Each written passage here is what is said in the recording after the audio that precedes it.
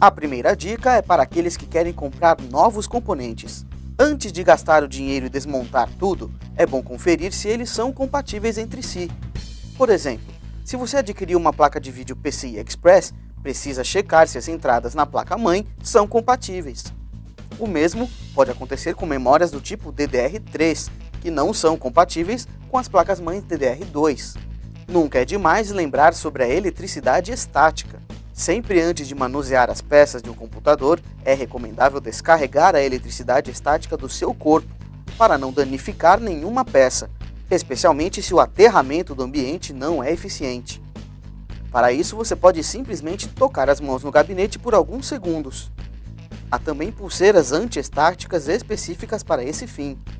E lembre-se de não trabalhar sobre carpetes e outras superfícies que não eliminam energia.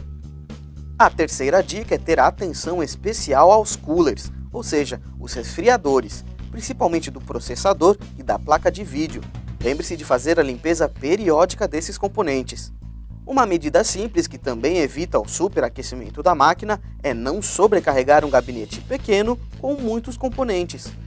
Ao menor sinal de travamento, abra o gabinete e verifique a disposição das peças. Se há pouco espaço para a circulação de ar, você deve considerar a compra de um gabinete maior. A fixação da placa-mãe também exige atenção especial. Ao comprar uma placa-mãe, antes de tudo, você deve verificar se ela é compatível com um gabinete. Do contrário, não será possível encaixá-la. Um erro grave é tentar fazer gambiarras, como furar pedaços da placa para que ela se encaixe. Aqui, um detalhe importante.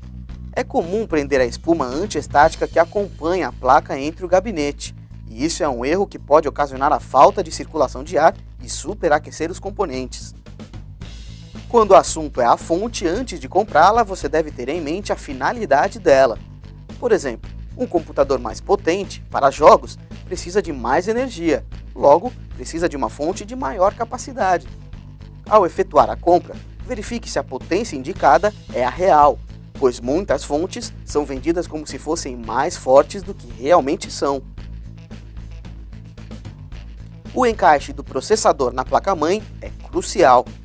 Os pinos conectores são frágeis e podem ser danificados se forçados. Logo, confira sempre os encaixes e não tente forçá-los. A aplicação da pasta térmica também exige atenção, pois a quantidade deve ser na medida, nem de menos nem de mais. Na hora de encaixar discos rígidos e unidades óticas, a dica é ter firmeza. Uma unidade de leitura ótica presa incorretamente pode fazer com que a leitura dos discos seja danificada, como se eles estivessem riscados. Já um disco rígido solto pode vibrar, o que também ocasiona erros de leitura de dados. Manuseie os discos com cuidado, prenda-os com parafusos firmes e sempre confira a conexão dos cabos de energia e transferência de dados. Procure organizá-los para que não se forme um emaranhado de fios. Atenção para conectar cabos na placa-mãe. As conexões dela são bem específicas, então se você precisa forçar um cabo, é sinal de que a entrada não é a correspondente. Em caso de dúvidas, não hesite em ler o manual da placa. A dica de organização também vale aqui. Evite montar emaranhados de fios para facilitar a circulação do ar.